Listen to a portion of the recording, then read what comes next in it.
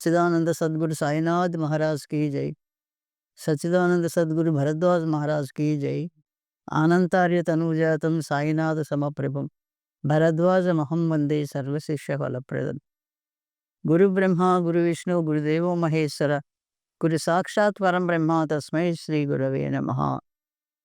Bharadwaj master గారి గురించి పరిచయం గురించి మాట్లాడుకోవడానికి ఈ సందర్భం దత్త సాయి మాస్టర్ ఏర్పాటు చేశారనుకుంటాను. మాస్టర్ తోటి పరిచయం జరగడం ఒక అద్భుతమైనటువంటి పూర్వజన్మ సుకృతంగా అనుకోవాలి. ఇప్పుడు ఆధ్యాత్మిక మార్గంలో నిత్య జీవితంలో గురువులుంటారు.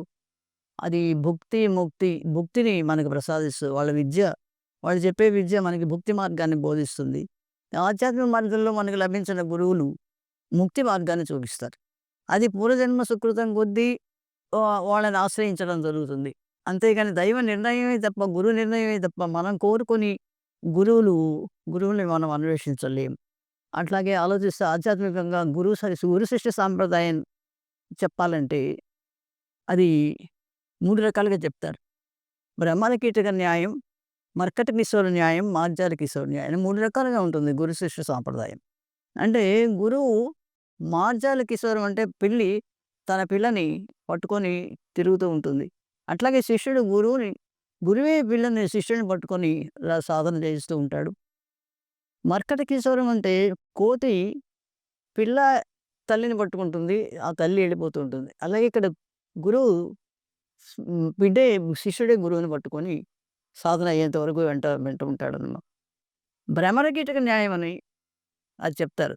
భ్రమరాన్ని తీసుకొచ్చి ఒక కీటకం పెట్టి గూట్లో పెట్టి దాని చుట్టూ ఝంకారం చేస్తూ ఉంటుంది భ్రమరం. ఆ ఝంకారానికి, ఆ శబ్దానికి ఆ కీటకం విని ఆ శబ్దంతో తనే భ్రమరం ఎగిరిపోతుంది అని 3 రకాలుగా గురు శిష్య సాంప్రదాయం చెప్తారు ఆధ్యాత్మిక మార్గంలో. అలాగే గురువు లభించటమే తర్వాత జరిగాయి ఇవన్నీ కూడా. గురువు లభించిన తర్వాత. నేను భరద్వాజ మాస్టర్ గురించి చెప్పాలని అలా అడిగినప్పుడు, నేను మా ఇంట్లో మా నాన్నగారు సాయి భక్తులు. నేను చిన్నప్పుడు మేము 4 ఆడపిల్లలు, ఒక అన్నయ్య ఉండేవాళ్ళు. మా నాన్నగారు చాలా ఆధ్యాత్మిక మార్గంలో ఆయన పయనిస్తూ ఉండేవాళ్ళు. పిల్లలందరికీ కూడా జ్ఞానం రావాలి, అందరి మంది దగ్గరికి తీసుకెళ్ళి ఉపదేశాలు చేయిస్తూ ఉండేవాళ్ళు. ఒకసారి మా మా నాన్నగారు సాయి బాబా పటం ఎవరో ఇచ్చారు. ఆయన చాలా గొప్పవాళ్ళు బాబా. నీటితో దీపాలు వెలిగించారు. ఆయన మహాయోగి అని చెప్పని బాబా గురించి మాకు చెప్తూ ఉండేవాళ్ళు. ప్రతి గురువారం ఆయన బాబా విగ్రహాన్ని, పటాన్ని పెట్టి ఆ పటాన్ని కొబ్బరికాయ కొట్టి హారతి ఇచ్చేవాళ్ళు. అప్పుడు ఆ రోజుల్లో సాయిబాబా చరిత్ర లేదు. దండకం చదివేవాళ్ళనమాట. నేను ఆ ప్రతి గురువారం నాన్న చేసే పూజ చూసి ఆ కొబ్బరికాయ ముక్కలు పెడితే తినేసి వెళ్ళిపోతూ ఉండేదాన్ని. నాన్నగారు భక్తి మార్గంలో ఉండటం వల్ల మాకు కూడా వాతావరణం భక్తిగా ఉండేది ఇంట్లో. భగవద్గీత చదవడం, మంచి మాటలు చెప్పడం ఇవన్నీ చేస్తుండేవాడు. ఒకరోజు గురువారం కొబ్బరికాయ కొట్టి ప్రసాదం తింటూ ఉన్నప్పుడు నేను బాబా దగ్గరికెళ్ళి, నాకెందుకు అప్పుడు నాకు 7 సంవత్సరాలుంటాయి. బాబాని అడిగాను. బాబా మీరు మనిషిలాగా ఉన్నారు, దేవుడు కాదు కదా! దేవుడంటే ఆ శంకు చక్రాలు విష్ణుమూర్తిలాగా అట్లా ఉంటారు కదా! మీరు దేవుడు కాదు, మానవ రూపంలో ఉన్నారు. నిజంగా మీరు దేవుడైతే నా కళ్ళకి కనిపించండి అని చెప్పి ఆయన్ని దండం పెట్టుకున్నాను. ఆ రోజు రాత్రి నేను ఒంగోలులో ఉన్నాను. మా నాన్నగారు ఒంగోలులో ఉండేవాళ్ళు. ఆ దేవుడి గది అని ఒకటుంది. ఆ దేవుడి గదిలో బాబా కాలు మీద కాలేసుకొని ఆశీర్వదిస్తున్నట్టుగా ఇట్లా కల్లో కనిపించారు. నేను ఆయన దగ్గర దండం పెట్టుకుంటూ కనిపించాను. నాకు చాలా ఆశ్చర్యం వేసింది. బాబా అడగగానే దర్శనమిచ్చారని చెప్పని. ఈ విషయాన్ని మా నాన్నగారితో చెప్పారు. చెప్పిన నాన్నగారు, నువ్వు చూసావు, మరి నువ్వు కల్లో కనిపిస్తే దేవుడు కాదన్నావు కదా! నీ కల్లో కనిపించమన్నావు కదా! కనిపించారు. కనుక ఆయన మనకి దేవుడు అని చెప్పడం జరిగింది. ఇంకా అప్పటినుంచి నేను బాబాని చిన్నతనం వల్ల పూర్తిగా నేను సరెండర్ అవ్వలేకపోయాను అనుకుంటాను. ఆ తర్వాత పెద్దవ్వటం, మా నాన్నగారు జిల్లేడుమూడి అమ్మ దగ్గరికి వెళ్తూ ఉండేవాళ్ళు. అక్కడికి కూడా తీసుకెళ్ళి మాకు అమ్మ పరిచయం చేయటం. ఆ తర్వాత అమ్మ మీద నాకెంతో ప్రీతి కలగటం. అమ్మని పెట్టుకొని పూజ చేసుకుంటూ ఉండటం. ఇలా జరుగుతూ వచ్చింది. పెద్దవ్వటం, తర్వాత విజయవాడ రావటం, మా నాన్నగారు ట్రాన్స్‌ఫర్ అవ్వటం, తర్వాత పెళ్ళవ్వడం, ఇదంతా మామూలు సంసారం జరుగుతూ వచ్చింది. మాస్టర్ గారి దగ్గరికి రావటానికి కారణం ముఖ్యంగా, ఒకసారి మాస్టర్ గారు ఒంగోలంతా కూడా ఆయన ప్రచారం చేస్తున్నారు. ఆయన అనుభవాలు భరద్వాజ మాస్టారు ఎలా బాబా సాధనలోకొచ్చారు, బాబా ఎలా ఆయన్ని అనుగ్రహించారు అనేది చాలామంది చెప్పే ఉంటారు. ఆయన పూర్తిగా బాబాకి సరెండర్ అయిపోయారు. ఐఏఎస్ ఆఫీసర్ అయి హేతువాదాన్ని ఆయన ప్రచారంలో ఉన్నా గూడా చివరికి బాబాని సరెండర్ అయిపోయి నిరంతరం సాయిని తలుచుకొని ఆయనే దైవ స్వరూపంగా బాబాలో లీనమైపోయారు. అలాంటి సాధనలో ఉన్న మాస్టారు ఒంగోలులో ప్రచారం జరుగుతూ ఉంటే, నేను అమ్మని, బాబాని ఇద్దరిని పెట్టుకొని ఇంట్లో పూజ చేసుకుంటూ ఉంటే, అమ్మ లీలలు చాలా చూపిస్తూ ఉంటే, నేను అమ్మనే ఎక్కువ నమ్ముతూ వచ్చాను. బాబాని తగ్గించా. తర్వాత మా ఇంట్లో మా పిల్లలు గూడా, బాబాని పూజ చేస్తే మంచిదని చెప్పి మా అమ్మాయి గూడా అంటూ ఉండేది. ఈ లోపల మా చెల్లెలు ఒక అమ్మాయి ఒంగోలులో మాస్టారు శిష్యురాలు లలిత అని. ఆ అమ్మాయి గూడా మాస్టారు దగ్గరికి వెళ్తూ బాబా సాధనలో ఉంది. ఒకరోజు నాకు తను బాబా మాస్టారు రాసిన లీలామృతాన్ని పంపించి, "ఇది పారాయణ చెయ్యి నువ్వు. ఒకసారి అర్జెంట్‌గా రా నువ్వు ఇక్కడికి ఒంగోలు మాస్టర్‌ని చూద్దు గాని" అని చెప్పింది. సరే నాకెందుకో మనస్ఫూర్తిగా లేదు. అమ్మని చూసుకున్నాను, అమ్మని నమ్ముతున్నాను.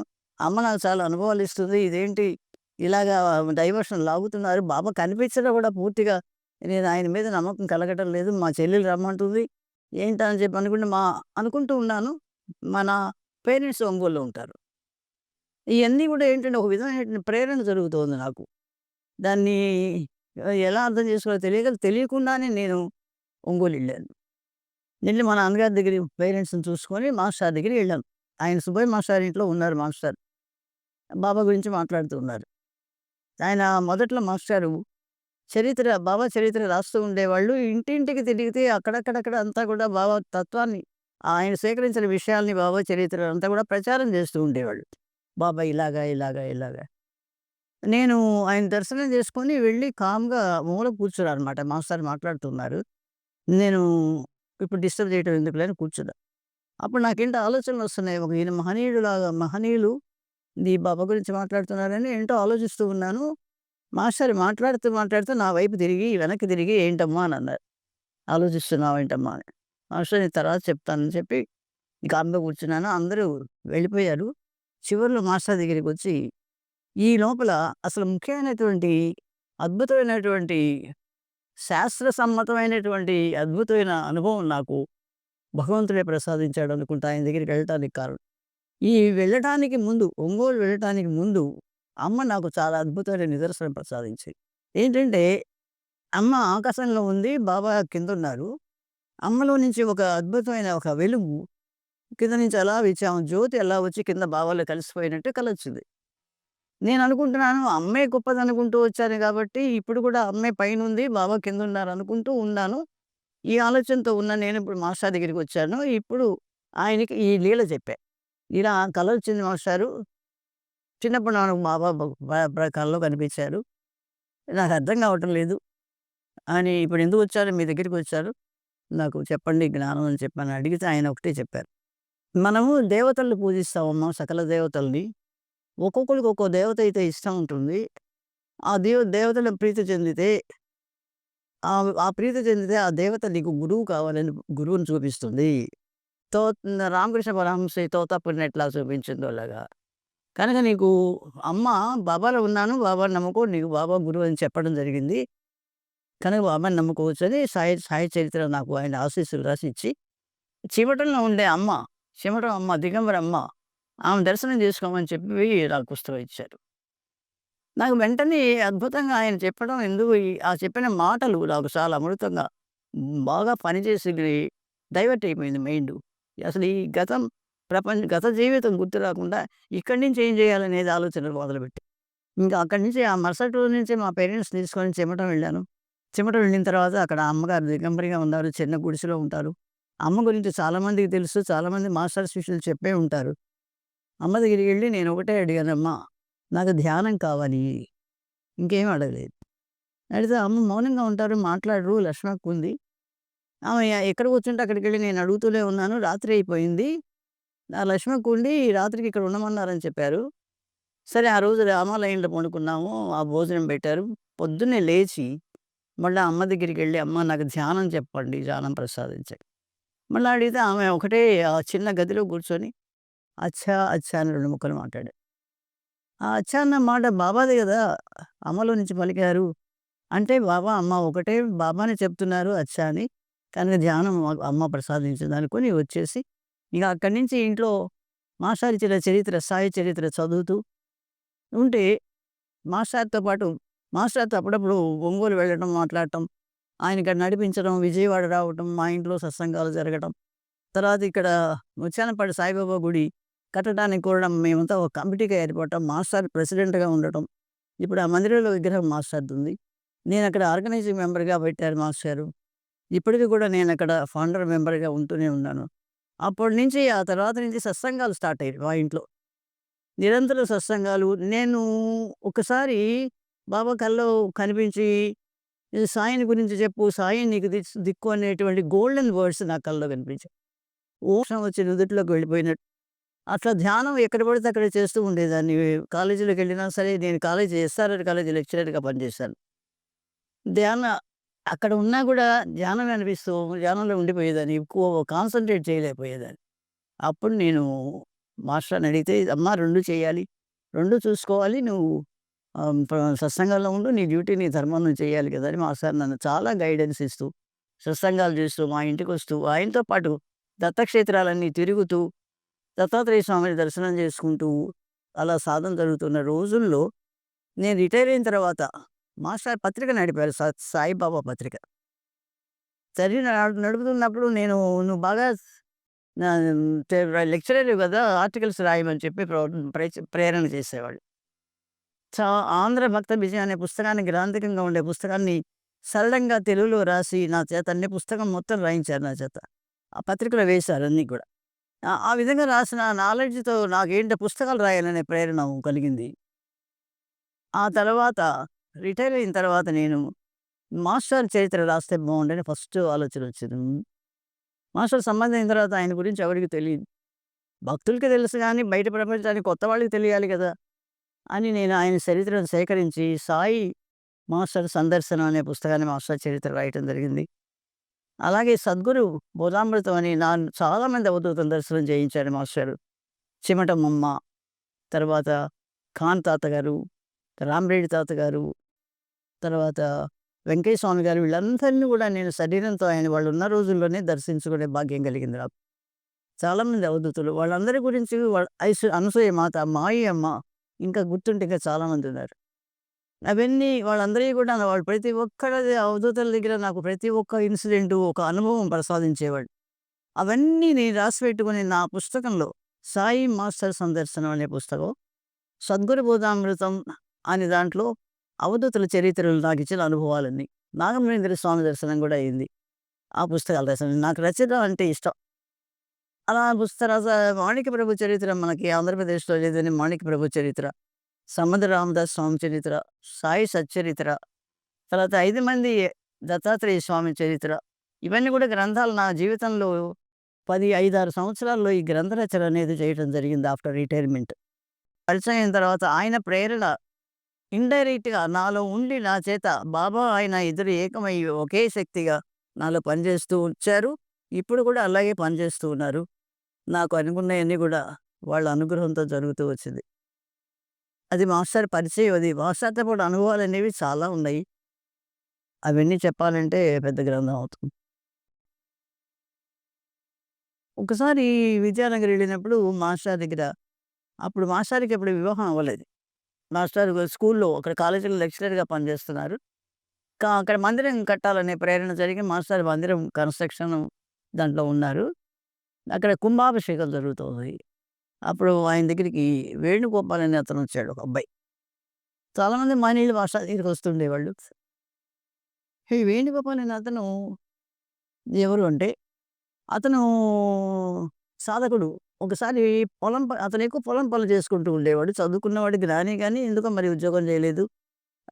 పొలం గట్ల మీద నడుస్తూ పోతూ ఉంటే లక్ష్మయ్య ఫోటో కనిపించింది అబ్బాయికి. కనిపించి ఆ పటాన్ని తీసి కళ్ళకి కత్తుకొని ఇంట్లో తెచ్చిపెట్టుకొని రోజు కూర్చొని ధ్యానం చేసుకుంటాడు. అలా ధ్యానం చేసుకుంటూ ఉన్నాడు. ఎక్కువసేపు ధ్యానం చేస్తా ఉన్నాడు. అమ్మ ధ్యానంలో కనిపిస్తా ఉంది నుదిటిలో. ఆ బురుకుటిలో కనిపిస్తుంది ఆమె ధ్యానం చేసుకుంటున్నప్పుడు. కనపడ్డప్పుడు అతనికి శక్తొచ్చింది. చాలా శక్తి. ఆ శక్తి ఎట్లా వచ్చిందంటే, ఇట్లా అనుకున్నప్పుడల్లా వినాయకుడి విగ్రహాలు, లక్ష్మీ విగ్రహాలొస్తుండేయి. అవి మాస్టారు చూపించేవాడు. ఎప్పుడు దీనికి ముందు, మాస్టారుకి ముందు రాకముందు ఈ శక్తిని తను చూస్తున్నాడే గానీ మనశ్శాంతి లేదు అబ్బాయికి. అమ్మని అడుగుతుండేవాడు. అమ్మ నాకు మనశ్శాంతి లేదు. ఈ లీలలు నాకొద్దు. నాకు శాంతి ప్రసాదించమని అడుగుతాడు. ఆమె నవ్వేసి వెళ్ళిపోతుంది గానీ ఏం చెప్పేది కాదంట. ఇక్కడ కూడా ఒక శాస్త్ర సమ్మతమైనటువంటి అద్భుతమైనటువంటి విశేషం ఉంది ఇక్కడ. ఈ ఈ లీలలో గూడా. నాకెలా అయితే అమ్మ బాబాలో కలిసిపోయి దేవతారాధన వల్ల గురువుని చూపిస్తుందనే నిదర్శనం ఎట్లా చూపించారు, ఇక్కడ కూడా అదే జరిగింది. ఏం జరిగింది? ఆమె పలకటం లేదు. ఆయన తిరుగుతున్నాడు. ఆశ్రమాలన్నీ తిరిగాడు. అన్ని ఆశ్రమాల్లో వాళ్ళేం చెప్తున్నారంటే గురువులు, ఈయనకంటే గురువులు పెద్ద గొప్పోళ్ళేం కాదు ఆశ్రమాల్లో ఉండేవాళ్ళు. వాళ్ళు నా ఆశ్రమంలో ఉండు, నా ఆశ్రమంలో ఉండని ఆయన ఆ ఆశ్రమంలో ఉంటే వాళ్ళకి పేరొస్తుంది గదా! అని చెప్పి అక్కడ ఉండమని చెప్పడం జరుగుతది. అది గమనించి అతను అక్కడ అది ఇష్టపడక బాధపడుతూ ఉన్నాడు. మాస్టర్ శిష్యుడు ఈ అబ్బాయిని తీసుకొని మాస్టర్ దగ్గరికి వచ్చాడు. అప్పుడు మాస్టారండి వేణుగోపాలు పరిస్థితి ఇది. అప్పుడు మాస్టారండి ఆయన నేను గొప్పవాడినని చెప్పుకోరు. ఇప్పుడు మాస్టర్ చెప్పేవాడు కాదు. ఈ సాయిలీలామృతం చదువు త్వరగా నీకు బాబా మార్గం చూపిస్తారని చెప్పి ఇచ్చారు పుస్తకాన్ని. ఆయన ఆ పుస్తకం చదివినప్పుడు ఒకరోజు ధ్యానంలో కూర్చుంటే బాబా కనిపించారు. బాబా కనిపించి ఆ రూమంతా పొగలు, వ విభూదులు, వాసనలన్నీ వచ్చి ఆ ధ్యానంలోనే ఉన్నాడు. చీకట్లో ఆయన బాబా ఆకారం కనిపిస్తోంది. కనిపించి "లక్ష్మీ కా బేటా" అని పిలిచారు. "లక్ష్మీ కా బేటా" అని పిలిచి "నువ్వు ఇంతకాలం ఇన్ని అవర్స్ ధ్యానం చేసుకోనక్కర్లేదు. నువ్వు నీకు ప్రసాదం ఇస్తారు విభూది. ఇది లక్ష్మీదేవి కనిపిస్తుంది. అలర్ట్‌గా కూర్చో" అని చెప్పేసి ఈ విభూది 10 మందికి పంచమని చెప్పి అదృశ్యమైపోయారు. ఆ కళ్ళలో అట్లాగే కూర్చున్నాడు. లక్ష్మీదేవి కనిపించి నేను అదృశ్యం అయిపోయింది. ఇంకా తర్వాత నుంచి ఆ దర్శనం లేదు ఆమెది. ఈ బాబా దర్శనం వల్ల ఆయనకి మనశ్శాంతొచ్చింది. అప్పటి నుంచి సాయి చరిత్ర చదువుతూ, బాబా సాధన చేస్తూ గొప్ప సాధకుడు ఇంకా ముందుకెళ్ళి ఆ టైంలో అలా జరుగుతూ వచ్చిందనమాట. అప్పుడు మాస్టర్ దగ్గరికి రావటం వల్ల ఈ చరిత్ర ఇవ్వటం వల్ల అతను సరైన సాధనలోకొచ్చారు. అంటే దేవతారాధన వల్ల మనకి జ్ఞానం కలగదు. గురువు వల్లనే జ్ఞానం కలుగుతుంది కనుక దేవతలు గురువులను చూపిస్తారు. దేవతారాధన పరిపక్వ స్థితికొస్తే వాళ్ళు మన పూజ అంగీకరించి పరిపూర్ణమైతే వీడి కోరికలేం లేదు గురువు కావాలి, జ్ఞానం కావాలనుకున్నప్పుడు గురువుని చూపిస్తారు. అని నిదర్శనం అక్కడ కూడా వేణుగోపాల్ జరిగింది. ఆయన అప్పుడు ఏం చేశాడంటే పరిచయం చేశారు మాస్టర్. ఇదిగో వసుంధరమ్మ లెక్చరర్ అది ఇది అని. ఆ వేణుగోపాల్ నన్ను తన రూమ్‌కి తీసుకెళ్ళాడు. తీసుకెళ్ళి అక్కడ బాబా ఇచ్చిన విభూది అది నా చేతిలో కొంచెం ఇచ్చారు. స్వయంగా బాబా ఆ రోజు దర్శనం ఇచ్చారు విభూది. అది తీసుకొని జాగ్రత్తగా వచ్చారు. అదొక అనుభవం నాకు ఆ వేణుగోపాల్ మాస్టర్ పరిచయంతోటి. అలాగే అవధూతల అనుభవాలు చెప్పాలంటే మాస్టర్ దగ్గర నాంపల్లి బాబా దగ్గర నాంపల్లిలో బాబా అక్కడ రైల్వే స్టేషన్ దగ్గర ఉండేవాళ్ళు. అందరం జాతరకెళ్ళాము. దత్తక్షేత్రాలను తిరుగుతూ హైదరాబాద్ వచ్చాం. వచ్చి భోంచేసుకొని నాంపల్లి బాబా దర్శనానికి వచ్చాం. మాస్టర్ ఆ పక్కన నిలబడ్డారు. మేమందరం లైన్‌గా నిలబడి దర్శనం చేసుకోవడానికి వస్తుంటే మాస్టర్ ఒకటే చెప్పారు. "మీరు దూరం నుంచి దండం పెట్టుకోండి. ఆయన్నేం కదిలించొద్దన్నారు. అవధూతల దర్శనం అంటే జాగ్రత్తగా ఉండాలి" అని చెప్పి. సరే ఒక్కోళ్ళు దర్శనం చేసుకుంటే పోతున్నారు. మాస్టర్ ఆ పక్కన నిలబడ్డారు. నేను దండం పెట్టుకుంటూ నేను కొంచెం మొండితత్వం మనిషిని. ఎక్స్‌పెరిమెంట్ చేద్దామని. నా దగ్గర రూపాయి బిళ్ళ ఉంటే బాబా దగ్గర అక్కడ పెట్టాను. కాళ్ళ దగ్గర. పెడితే ఆయన ఆ రూపాయి బిళ్ళని వేలుతోటి అలాగా మాస్టర్ వైపు నెట్టారు రూపాయికి. నెట్టితే మాస్టర్ ఆ రూపాయిని తీసుకొని నా చేతిలో ఇచ్చి, నా చేతిలో ఏశారనమాట. తీసుకొని ఆ రూపాయి తీసుకుంది. అక్కడ అక్కడ వాళ్ళిద్దరు నాకిచ్చిన సంకేతం. నా దగ్గర నుంచి రూపాయి బిళ్ళని నేను బాబా దగ్గర పెడితే, రాంపల్లి బాబా దగ్గర, ఈ రూపాయి బిళ్ళ నాది కాదు భరద్వాజ్ గారిది అని చెప్పి ఆయన దగ్గరికి నెట్టితే, మాస్టర్ నీ దగ్గర పెట్టుకోమని నా దగ్గరికిస్తే, మా ఇద్దరికి గురు శిష్య సంబంధం ఉన్నట్లుగా మాస్టర్ నాకు బోధించారనుకోండి. అన్నీ నాకు నిదర్శనాలన్నీ కూడా మాస్టర్ జ్ఞాన సంబంధంగా బోధిస్తూ వచ్చాయి. ఆ రూపాయి అక్కడ రాంపల్లి బాబా గారి దగ్గర అనుభవం. భక్తులందరిని దర్శనం చేసుకోమని చెప్తూ ఉండేవాళ్ళు. వెంకటస్వామి గారి దగ్గరికి వెళ్దామంటే అప్పటికి ఆయన కొద్ది రోజుల్లోనే సమాధయ్యే స్థితిలో ఉన్నారు వెంకటస్వామి గారు. సరే ఒక ఫ్రెండ్‌ని తీసుకొని వెళ్తే ఆయన మంచం మీద ఆ శరీరం అంతా కూడా ఆయన చాలా ఇదిగా ఓల్డ్‌గా అయిపోయారు. మేము ఎక్కడికెళ్ళినా గురుదేవ దత్త సాయిరామ్ అనే ప్రార్థన చేయటం అలవాటు. ప్రార్థన చేస్తూ ఉంటే ఆయన పక్కనే గురవయ్య స్వామి ఉన్నారు శిష్యుడు. ఆయన వెంకటేశ్వర స్వామి గారు మేమంత దూరంలో ఉన్నాం ఆయన దగ్గరలో. ఆయన పడుకున్న ఆయన చెయ్యి ఇలా మా దగ్గరికి తీసుకొచ్చారు నా దాకా. అప్పుడు నేను స్వామి నా దగ్గరగా తీసుకొచ్చారని వెంటనే ఆయన చెయ్యిని తాకి దండం మాట్లాడలేరు గదా! వాడు మాట్లాడటం లేదుగా. నాకప్పుడు అనిపించింది వెంకటస్వామి గారు ఆశీర్వదించారంటే అప్పుడు గురవయ్య స్వామి అండి, అమ్మ మీకు ఆశీస్సులు లభించినయి వెళ్ళొచ్చు మీరు. అట్లాంటి నిదర్శనాలు మహనీయుల దగ్గర నుంచి చాలా మంది అనసూయమాత దగ్గర చాలా పెద్ద నిదర్శనం. నేను ఇంకోసారి ఏదైనా చాప్టర్ వస్తది రికార్డ్ చేస్తా. ఇప్పుడు చాలా పెద్ద చరిత్ర ఉంది చెప్పడానికి. అలా ఎప్పుడెళ్ళినా సరే ఒంగోలు మాస్టారు ఎప్పుడు ఉంటారు ఇంట్లో. ఎప్పుడు ఉంటారు. ఎక్కడి నుంచి విజయవాడ నుంచి వెళ్ళాలి మాస్టర్ దర్శనానికి. ఎప్పుడు డౌటొచ్చినా సరే మాస్టర్ దగ్గరికెళ్ళి కూర్చుంటే ఆయన మాటల్లోనే అన్నీ తేలిపోయాయి. అమ్మని చూసినట్టు ఉంటుందని, మా పేరెంట్స్‌ని చూసినట్టు ఉంటుందని ఆయన దగ్గరికి గూడా ఎళ్లి, ఆ వంక పెట్టుకొని అట్లా వెళ్ళేవాళ్ళం అమ్మని చూడాలని చెప్పని. మాస్టర్ దగ్గరికెళ్తే ఒకరోజు ఇప్పుడే అనుకుంటున్నానమ్మా నువ్వు వస్తావని అన్నారు.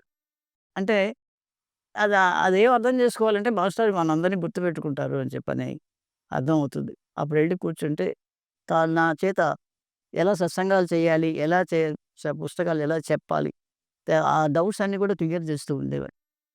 ఒకసారి ఎళ్ళినప్పుడు మాస్టర్ లేరు. ఎప్పుడూ మా అమ్మ అంటుండేదనమాట, "నువ్వెప్పుడొచ్చినా మాస్టర్ ఇంట్లో ఉంటారే నీ అదృష్టం" అని అంటూ ఉండేది మా అమ్మ. ఒకసారి ఎళ్ళినప్పుడు లేరు. లేస్తే అప్పుడని అయ్యో! ఇంత దూరం విజయవాడ నుంచి ఒంగోలు ఎళ్ళినాను. కాలేజీ ఉంది.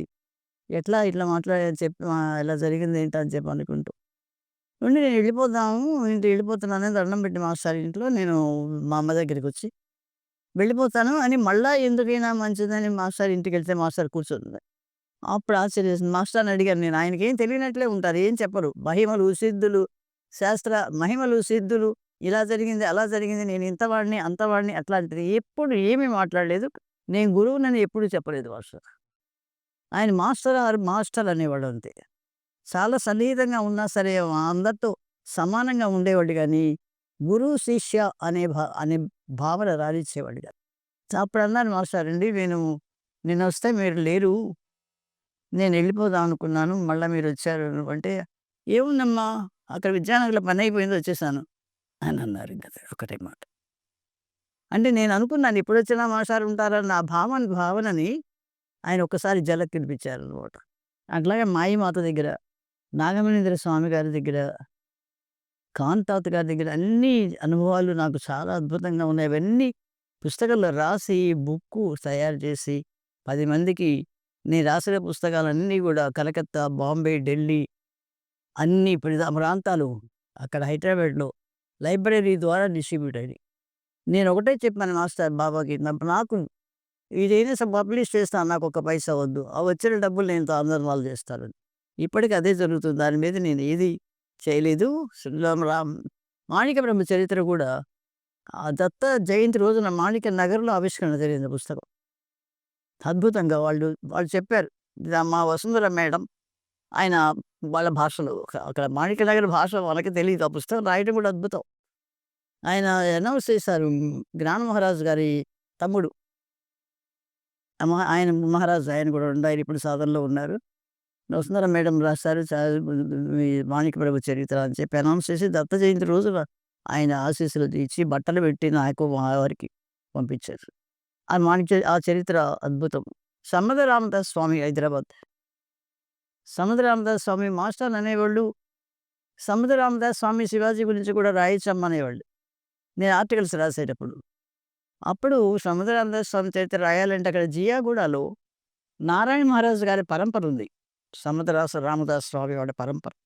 అక్కడికెళ్తే ప్రభు మహారాజు గారని ఒకాయన ఉన్నారు. మాణిక్య ప్రభు మా రిలేషన్ వాళ్ళనమాట. ఆయన నాకు దాసబోధ్ అనే గ్రంథం ఇచ్చి అప్పుడు సమ్మద రామదాస్ స్వామి చరిత్ర రాయటానికి ఆయన ప్రేరేపించారు. పుస్తకం రాయటం జరిగింది. నేను ఆ రాసిన పుస్తకాన్ని మళ్ళా జియాగూడ స్వయంగా సమ్మద రామదాస్ స్వామి ప్రతిష్ఠ చేసిన ఆంజనేయ స్వామి గుడి ముందు ఆ సమ్మద రామదాస్ స్వామి ప్రతిష్ఠ ఆవిష్కరణ జరిగింది. అలాగే సాయి చరిత్ర ఈ ముత్యాలపాటి సాయిబాబా గుడి సెక్రటరీ శంకర్రావు గారని ఆయన ఒకటన్నమా నీ పుస్తకాలు బాగా రాస్తావు కదా! ఇన్ని రాసావు సాయి చరిత్ర ఎందుకు రాయకూడదంట. సాయి చరిత్ర చాలా మంది రాస్తారు కదా శంకర్రావు గారు. నేను రాస్తే ఏం బావుంటది.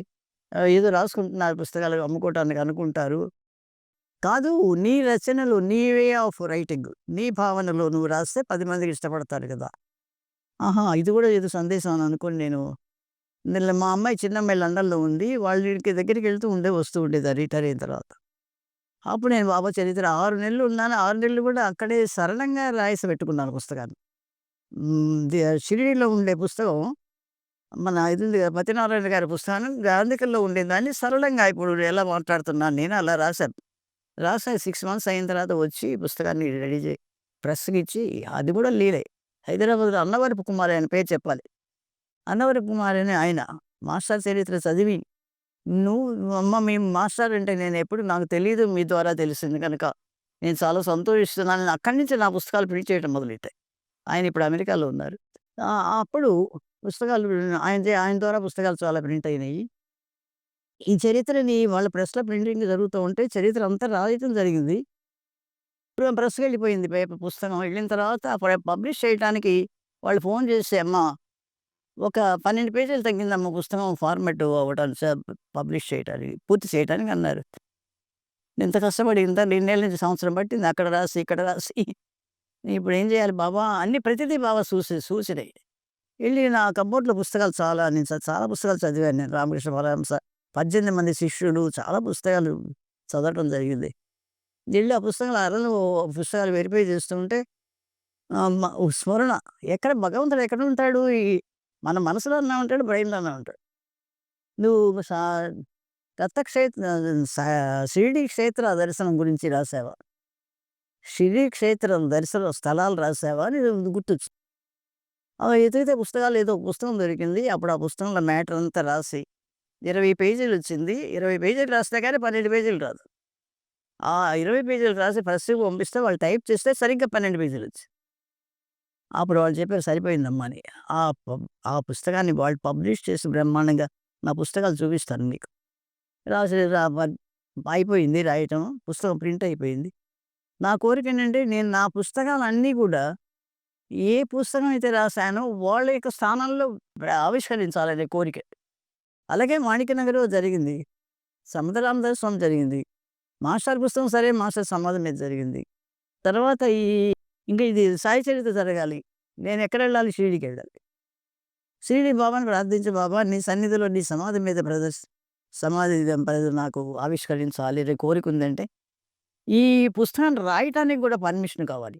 నేనన్నీ షూర్‌గా నో ఏ కిరికిరిలు ఏ విధమైనటువంటి ఇబ్బంది లేకుండా ఎవరు అబ్జెక్ట్ చేయకుండా ఉండే విధంగా పుస్తకాలు నేను రాశాను. మీ షిరిడీ పుస్తకం రాయాలంటే ఎట్లా పడితే అట్లా రాయటం కాదు గదా! నేను కమిటీ వాళ్ళని చైర్మన్ పర్మిషన్ తీసుకొని, వాళ్ళ దగ్గర లెటర్ తీసుకొని, నేను తెలుగులో రాస్తాను. సరళంగా రాస్తాను. మా ఆంధ్రప్రదేశ్ వాళ్ళకి అర్థమయ్యేలాగానే లెటర్ వాళ్ళు అడిగితే పంపించారు పర్మిషన్. ఆ పర్మిషన్ కూడా ఇప్పుడు నా గ్రంథంలో ముందు రాసి పబ్లిష్ చేసి. అప్పుడు ఆయన చైర్మన్ గారిని అడిగితే, "మీరు రండమ్మా ఒక బుధవారం రండి. పుస్తకం ఇక్కడ ఆవిష్కరిస్తామని" చెప్పి పర్మిషన్ ఇచ్చారు. సరే ఎళ్ళాం. బుధవారం ఆవిష్కరిస్తారనుకున్న వాళ్ళు ఆ రోజు వర్షం వచ్చింది. ఇవాళ కాదు రేపు అన్నారు. సరిగ్గా బుధవారం కాస్త గురువారం అయింది. మేము వెళ్లి లోపలికెళ్తే జనం ప్రార్థనా మందిరం అంతా గురువారం గదా! చాలామంది భక్తులున్నారు. ఆ పూజారి గారికి పుస్తకం ఇచ్చి ఆవిష్కరణ చేయించండి. బాబా సమాధి పెట్టించి ఇవ్వండి చాలు అని. ఆయన పూజారి గారు ఆ సమాధి మీద పెట్టి ఆ రిబ్బన్ కట్ చేసి అందరికి చూపిస్తూ ఇదిగో వసుంధర గారు విజయవాడ ఆయన భాషలో మన షిరిడి భాషలో కర్ణాటక అదే మహారాష్ట్ర భాషలో ఆ బుక్ రాశారు. పబ్లిష్ చేశారు. ఆమె రాసిందని చెప్పి నా పేరు, పుస్తకం పేరు చెప్పి అనౌన్స్ చేసి చూపించారు అందరికి. నాకు కళ్ళెమ్మట ఎప్పుడు నాకు ఆనంద బాష్పాలు గాని, దుఃఖం గాని ఎప్పుడు అంత విపరీతంగా రాలా. ఈ పుస్తకం ఆవిష్కరణ బాబా నాకంత దయామయుడు నా పుస్తకాన్ని నా చేత రాయించి ఆయన సమాధి మీద పెట్టి నా కోరిక నెరవేర్చినందుకు కళ్ళెమ్మట నీళ్ళు ఆనందం అట్లా బాబా పుస్తకం జరిగింది. ఇంకొక్క పుస్తకం సంగతి చెప్తా. ద దత్త అవతారాలు. శ్రీపాద స్వామి, నరసింహ సరస్వతి స్వామి, మాణిక్య ప్రభు, అక్కల్కోట మహారాజు గారు, తర్వాత షిరిడి సాయిబాబా 5 మంది దత్తావతారాలని చెప్పి మాస్టర్ ఎప్పుడూ నొక్కి నొక్కి చెప్తుండేవాడు. కలియుగ అవతారాలు ఈ 5 మంది. మిగతా అందరూ కూడా అవధూత రూపాలే తప్ప అవతారాలు కాని పరిపూర్ణ అవతారాలు వీళ్ళు 5గురు. శ్రీపాద స్వామి తర్వాత నరసింహ సరస్వతి స్వామి, తర్వాత మాణిక్య ప్రభు, తర్వాత అక్కల్కోట మహారాజు గారు, తర్వాత షిరిడి సాయిబాబా ఒకళ్ళ తర్వాత ఒకళ్ళు ఆర్డర్‌లో వచ్చారు. చివరిలో ఇప్పుడు కలియుగాన్ని పరిపాలిస్తున్నటువంటి అవధూత్ దత్తాత్రేయ స్వామి సాయిబాబా అని మాస్టర్ చెప్తూ ఉండేవాడు. సరే ఇది నొక్కి చెప్పాలి సమాజానికి, 10 మందికి తెలియాలి. వేరే వేరే అందరూ అవధూతలు అయిపోతున్నారు. అందరూ దత్తావతారాలుగా కొలుసుకుంటున్నారు.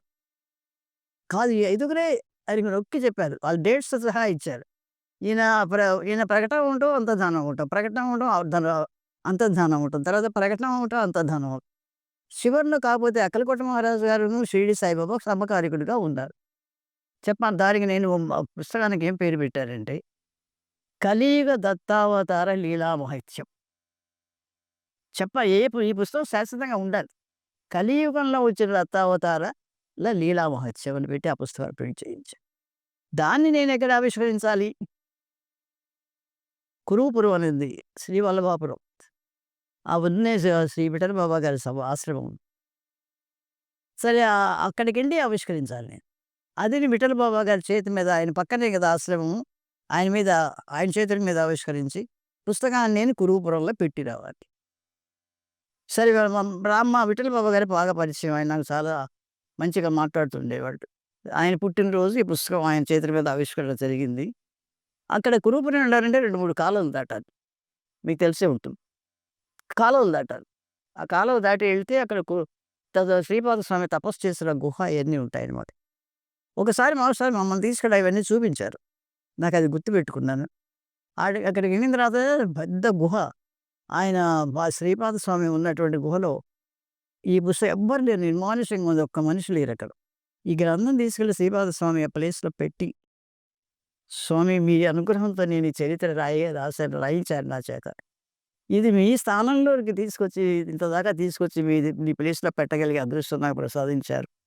ధన్యురాలు అని చెప్పని అక్కడెవరో ఒక్క మనిషి ఉన్నారు. అది చెప్పి ఆ పుస్తకం అక్కడ పెట్టి, ఇది ఇలా ఉంచండి అని చెప్పేసి రిటర్న్ అయితే ఈవినింగ్ 5 అయింది. చీకటి. 2 కాలువలు దాటాలి. ఎవరు దాటిచ్చేవాడు ఎవడు లేడు. బల్లకట్టు తెడ్డేసుకుంటూ రావాలి. నేను, మా వారు, మా ఆడపడుచు ముగ్గురు వెళ్ళామన్నమాట. బల్లకట్టు నేను చిన్న కుర్రాడు వచ్చి, "అమ్మా నేను దాటిస్తాను. అయి చీకటి పడిపోతుంది. చేరాలి కదా ఈ ఒడ్డుకి.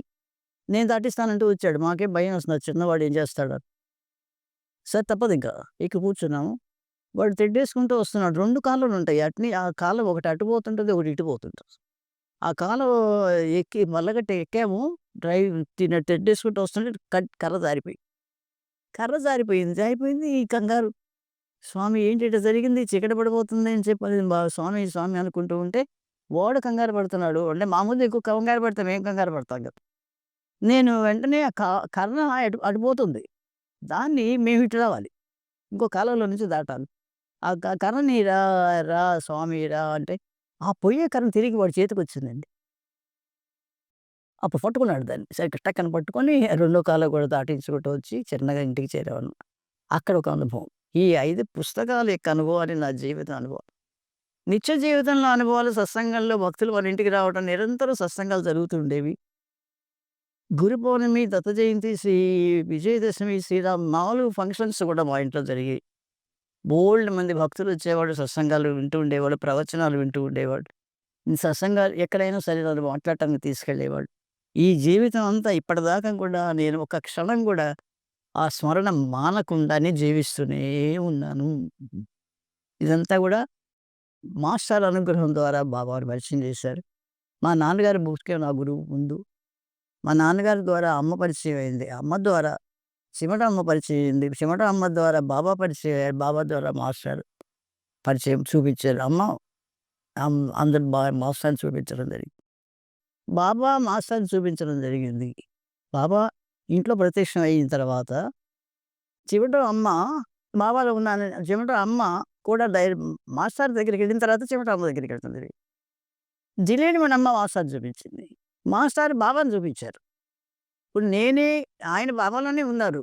నన్నే నమ్ముకో, నా కాళ్ళు పట్టుకో అనేది కాదు గురుతత్వం. ఏ గురువైనా సరే నన్ను నమ్ముకో, నన్ను కాళ్ళు పట్టుకో, ఆయన గురువు కాదు అని శాస్త్రం చెప్తుంది. మాస్టర్ ఎప్పుడు అట్లా చెప్పలా. అందుకే మేము బాబాని సరెండర్ అవ్వగలిగాం. అట్లా అవ్వగలిగిన వాళ్ళు జ్ఞానాన్ని పొందారు బాబా ద్వారా. అప్పుడు మాస్టర్, బాబా వేరు కాదని అర్థం అవుతుంది. అప్పుడు అయ్యో మాస్టర్ వదిలిపెట్టామని బాధపడక్కర్లేదు. అప్పుడు సమన్వయం కుదురుతుంది. ఇద్దరు ఒకటే అని జ్ఞానం కలుగుతుంది. కనుక అప్పుడు ఆ తర్వాత దత్తావతారాలు గూడా బాబానే అని తెలుసు కాబట్టి ఇప్పుడు, బాబా దత్తావతారమే బాబా కాబట్టి దత్తాత్రేయ స్వామి గూడా వేరు గాదు. అని సమన్వయ శక్తిని మాస్టారు ద్వారా, ఆయన రచనల ద్వారా, ఆయన గ్రంథాలు రాసిన గ్రంథం ద్వారా, ఆయన బోధ ద్వారా, ఆయన కృప వల్లనే ఈ జ్ఞానం కలిగిందనే కృతజ్ఞత ద్వారా మనుషులు భక్తులు జీ సాధన చేసుకుంటూ రావాలి. కృతజ్ఞత అనేది ఉండాలి. చిన్న విషయం గురువు ఎవరైనా మనకి బోధించినా, సహాయం చేసినా వాడికి తిరిగి మనం కృతజ్ఞత చూపించాలి అని మాస్టర్ చెప్తారు. మాస్టర్ ఆచరణ చాలా గొప్పది. ఆయన నిరంతరం బోధించి ఆయన చేసిన సాధన మనం కూడా చేయాలనేది ఆయన కోరిక. ఆయన వేరు, బావ వేరు అనుకుంటూ మాస్టారే మాస్టారు అనుకుంటూ నిరంతరం మాస్టారునే తలుచుకోవడం కాదు. ఆయన ఏం చేశారు అనేది మనం చేయటం అనేది ఇంపార్టెంట్ అని చెప్పి చెప్తుండేదాన్ని సత్సంగాలు. మాస్టారు అదే చెప్పేవాడు. ఆయన ఏం చేశారు? నేను చెప్పింది కాదు, నేను చేసింది చేయండి. మొక్కోళ్ళు అందరికీ కామన్‌గా చెప్పరు గురువు. ఆయన ఆచరించారు? ఎలా బాబాని ఆశ్రయించారు? ఎలా బ్రహ్మర కీటకంలా న్యాయంలాగా ఆయన బాబాలుగా ఐక్యం అయిపోయారు. ఆయన ఐక్యం అవ్వటం వల్ల ఆయన అంతటా ఉన్నారనేటువంటి శక్తి మనకి అర్థమవుతుందనమాట. మనలో కూడా ఆయనే ఉన్నారని అర్థమవుతుంది. కనుక ఐక్యమయ్యేటువంటి సాధన చేయాలి. మనం జీవుడుగా ఉన్నాము, పరమాత్మ ఉన్నాడు. ఇప్పుడు గురువు ఉన్నాడు, శిష్యుడు ఉన్నాడు. గురువు నిరంతరం ఆయన ఆశ్రయించి ఆయన చెప్పింది ఆచరిస్తూ వస్తే శిష్యుడు గురువులో ఐక్యమైపోతాడు. అప్పుడు శిష్యుడే గురువు అయిపోతాడు. అలా మాస్టర్ అయ్యారు. కానీ అంత సాధన చేసే దారి పూర్వజన్మ సుకృతం, అనేక జన్మల సుకృతం, ప్రేరణ, శ్రద్ధ, భక్తి అది అన్నీ కావాలి. దానికి మంచి మంచి గ్రంథాలు చదవాలి. దానికి భగవద్గీత కూడా తోడవుతుంది. ఇప్పుడు భగవద్గీత చాలా ప్రచారంలో ఉంది. కృష్ణుడు చెప్పినటువంటి స ఈ ఈ జీవితంలో తప్పనిసరిగా ఆయన చెప్పిన సూత్రాలు, అర్జునుడికి ఏం చెప్పాడనేది కూడా మన సాధనలోకి తెచ్చుకోవచ్చు. బాబా గ్రంథాలు చదవాలి. మాస్టర్ చెప్పింది, మహనీయులు చెప్పిందంతా కూడా ఆచరణలోకి తెచ్చుకోవడానికి మంచి మాటలు వినటం వల్ల మనం జీవితాన్ని సార్థకత చేసుకోగలుగుతామని. ఇలా చెప్పుకుంటూ పోతే చాలా చాలా చాలా విషయాలు, ఎన్నో అనుభవాలు ఎంతో ప్రసాదించారు. ఇంకా ప్రసాదిస్తూనే ఉన్నారు. ఎంత ప్రసాదించినా మనకి జీవితంలో మనం అనుభవించవలసినవి ఉంటాయి. సుఖాలుంటాయి, శాంతులుంటాయి, కష్టాలుంటాయి, నష్టాలుంటాయి. అన్నిటికి కూడా ఆయనే అనుకుంటూ ధైర్యంగా జీవించడం అనేది మన ధర్మాన్ని నెరవేర్చాలి ముందు చేసుకుంటూ. ఆ ధర్మ ఆచరణ అనేది గురువుని ఆశ్రయిస్తేనే, గురువు ద్వారానే ధర్మాచరణ వస్తుంది. ధర్మాచరిస్తేనే విముక్తి కలుగుతుంది. ఒక చైన్ లాంటిది ఇది. కనుక దీన్ని సాధనలో తెచ్చిన మహనీయులందరికీ, అవధూతలందరికీ, దత్తస్వామి అందరికీ, మా స్నేహితులందరికీ, మాస్టర్ శిష్యులందరికీ కూడా అందరూ కలిసిమెలిసి తిరుగుతూ మాస్టర్‌ని ఆశ్రయించినందుకు కృతజ్ఞతలు తెలియజేసుకుంటూ, వారు సమాధవ్వడానికి కొన్ని నిదర్శనాలు చెప్పాలి. మాస్టారు ఇక్కడ సత్సంగాలు ఏర్పాటు చేసి అన్ని జరుగుతున్న రోజుల్లో బామ్మ గురించి ఎక్కువ ప్రచారం చేయమని చెప్పేవాళ్ళు మాస్టారు. ఎక్కువ చరిత్ర పారాయణ చేయండి, అందరి ప్రచారం చేయండి, సత్సంగాల్లో చదవమని చెప్తుండేవాడు. ఆయన గురించి ఎక్కువ చెప్పేవాళ్ళు కాదు. కానీ మేము సత్సంగాలు గురించి ఇలా చెప్తూ ఉండే రోజుల్లో కొంతమంది మాస్టారు గురించి, మాస్టారు అంటే ఎవరు? బాబా ఎవరండి? మీరిద్దరి గురించి చెప్తున్నారు. ఎవరు గురువు ఇక్కడ అని చెప్పని ప్రశ్నలు వస్తుండేయి. అందుకని మాస్టారు పటాన్ని ఎక్కువగా సత్సంగంలో పెట్టకుండా, బాబా పటాన్నే పెట్టుకొని ఆయన గురించే ఎక్కువగా ప్రచారం చేస్తూ చెప్తూ, మాస్టారు యొక్క గొప్పతనాన్ని, బాబా ఏ విధంగా మాస్టారుని గొప్పవాళ్ళు చేశారని చెప్పుకుంటూ ఆ విషయాలు చెప్తూ ఉండేదాన్ని. అట్లా కొంతకాలం జరిగిన తర్వాత అందరికీ మాస్టారు గురించి తెలియటం జరిగింది. అప్పుడు నేను మాస్టారు పటాన్ని బాబా బాటాలతో పాటు పెట్టడం జరిగింది. అప్పుడు అందరికీ పూలు పెడుతూ మాస్టారు పటం మీద కూడా పువ్వు పెట్టడం జరిగింది. సరే ఒకరోజు నేను మార్నింగ్ పూజ చేసుకొని మా కాలేజీకి స్పాట్ వాల్యుయేషన్‌కి వెళ్దాం అనుకుంటూ కూర్చుంటే, ఒకరోజు ఆ క్షణంలో ఎందుకో బాబా మాట్లాడుతున్నారు. ఏదో మాట్లాడుతున్నారు. నేను ఏంటి బాబాయ్ ఎవరున్నారు బాబా మాకు ఎవరున్నారు అంటూ ఉంటే, మాస్టారు పటం మీద నుంచి పువ్వు కింద పడటం జరిగింది. అప్పుడు అనిపించింది, మాస్టారు ఉన్నారని చెప్తున్నారా మీరు అని చెప్పి అనుకున్నా. కొద్దిసేపు అయిన తర్వాత టైం అయింది. కాలేజీకి వెళ్ళాను. స్పాట్ వాల్యుయేషన్ జరుగుతోంది. అప్పుడు రేడియోలో నుంచి ఒక అనౌన్స్‌మెంట్, భరద్వాజ్ గారు సమాధి చెందారని చెప్పని అని వార్త వినిపించింది నాకు కాలేజీలో. ఇంకా వెంటనే భక్తులందరం కలిసి మాస్టర్ దగ్గరికి వెళ్ళటం జరిగింది. ఒంగోలు వెళ్ళాము. కానీ నాకు మాత్రం దుఃఖం, అందరిలాగా దుఃఖం అనేది కలగలేదు. కానీ మాస్టర్ ఉన్నప్పుడే మాకు జ్ఞానం ప్రసాదించారు. మనం వెళ్ళడానికి సిద్ధపడే జీవించాలని చెప్తూ ఉండేవాడు మాస్టర్. కనుక ఆ వేదాంతం అంతా కూడా మాకు వంటబట్టింది. ఆయన జైపూర్‌లో బాబా విగ్రహాన్ని సెలక్షన్ చేసే రోజుల్లో సమాధికి ముందే వెళ్ళారు. ఆ విగ్రహాన్ని సెలెక్ట్ చేసుకునే రోజుల్లో నాకు ఆ రోజుల్లో కలొచ్చింది. మాస్టారు పడుకొనున్నారు. తెల్ల పంచె కట్టుకున్నారు. ఐస్ గడ్డల మీద కాళ్ళున్నాయి. నీళ్లు ప్రవహిస్తున్నాయి. మాస్టారండి మీ కాళ్ళు తడుస్తున్నాయంటే పక్కన పెట్టడం అనే కలొచ్చింది. అది ఏంటా అని చెప్పి అర్థం కాలేదు. ఇవన్నీ గూడా ఒంగోలు ఎళ్ళిన తర్వాత సేమ్ ఇదే సీను అక్కడ మాస్టర్ దగ్గర చూడటం జరిగింది. సరే ఇదంతా అయిపోయిన తర్వాత అందరం కలిసి మాస్టర్‌ని ఒంగోలు సాయిబాబా మందిరంలో సమాధి చేయటం జరిగింది. సరిగ్గా మాస్టర్ సమాధి ముందే ముఖ్యమైన అందరం గూడా శిష్యులందరం గూడా దగ్గరే ఉండి ఆయన దగ్గర ఆహ్, మట్టి వేయటం జరిగింది. అప్పుడు మా ఇంటికొచ్చిన తర్వాత అయోధ్య స్వామి అనేది అందరికీ తెలుసు. అయోధ్య స్వామి ఎవరో అందరికీ తెలుసు. నేను మళ్ళా చెప్తూ పోతుంటే చాలా పెద్ద చరిత్రలవుతాయి. ఆయన కూర్చొని అందరిని సముదాయిస్తున్నారు అయోధ్య స్వామి. మాస్టారు అయోధ్య స్వామి చేతిలో శరీరంలో సాయిరాం అంటూ వెళ్ళిపోయారన్న సంగతి అందరికీ తెలుసు.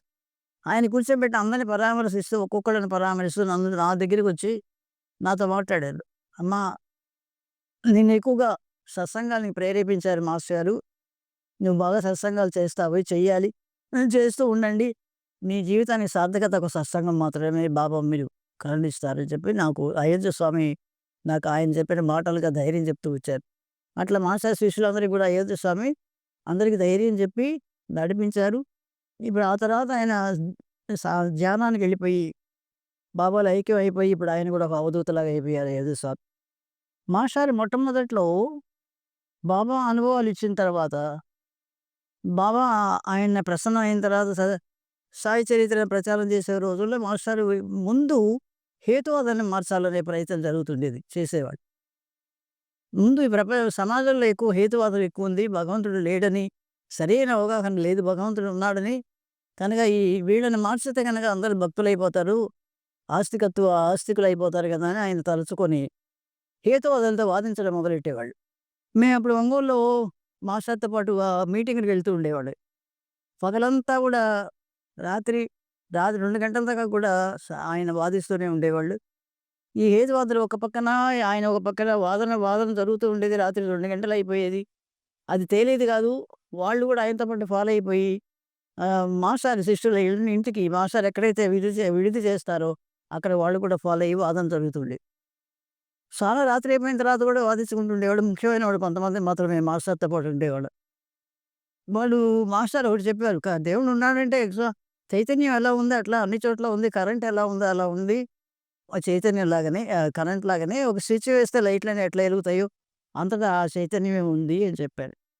అప్పుడు హేతువాది కుర్రాడు వాదించి అతను ఏమంటాడంటే, "మాస్టారు మీకు వైర్ చుడతాం కరెంటు స్విచ్ ఏస్తాం మీరేమవుతారు" అని చెప్తారు. అడగటం జరిగింది. అప్పుడు నాకు కోపమొచ్చింది. వైర్ చుట్టేదేంటి మాస్టారుకి అని what dirty you are talking అని అంటూ అరవడం మొదలెట్టాను.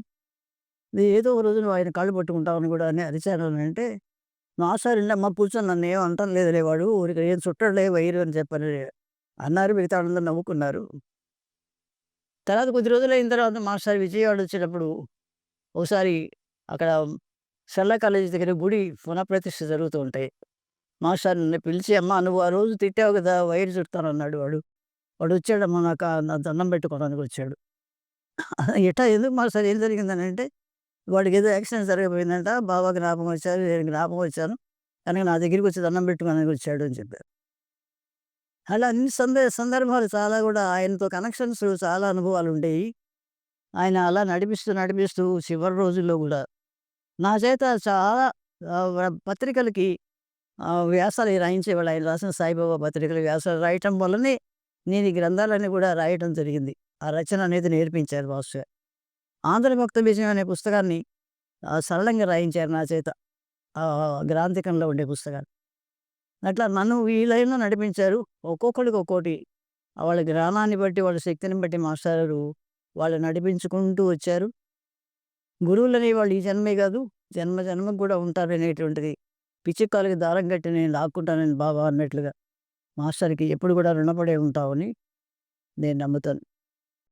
వాళ్ళు వాళ్ళు చేసింది గాకుండా, చెప్పింది గాకుండా చేసింది మనం గూడా ఆచరించడం వల్లనే గమ్యం చేరుతాము. అదే భగవద్గీతలో కృష్ణ పరమాత్మ గూడా చెప్పింది. కనుక ఆచరణ అనేది ఎంత చేస్తే అంత పరిపూర్ణం అవుతుంది. ఆత్మ పరమాత్మలోకి వెళ్ళటానికి అని నేను అనుభవపూర్వకంగా గురువుల ద్వారా నేర్చుకున్నాను. పంజాబేట్‌లో ఉన్నప్పుడు అక్కడ పంజాగుట్ట సాయిబాబా గుడిలో అక్కడ ఊరికనే ఉన్నాను. నేను రిటైర్ అయ్యి అక్కడ ఉన్నాను గదా! మా అమ్మాయి కాలేజ్ అక్కడ కేర్ హాస్పిటల్‌లో డాక్టర్‌గా పనిచేస్తుండేది.